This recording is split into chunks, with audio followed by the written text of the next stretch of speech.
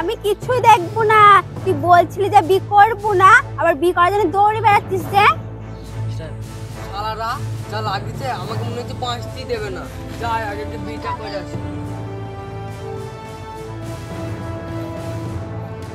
এই মিংসে, সকালবেলায় উঠে বেরিয়েছিস, এতক্ষণ আসার সময় হলো? সারাদিন কোথায় ছিলি? ছুরিটার মুখ দেখে বেড়াচ্ছিলি? আরে আমি এখন যে কি করি, বাড়িতে থাকলেও দোষ, না থাকলেও দোষ।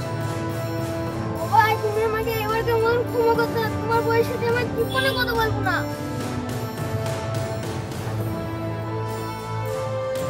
তাহলে শোনেন স্যার, এখন আর আমি সাইকেলে চড়বো না।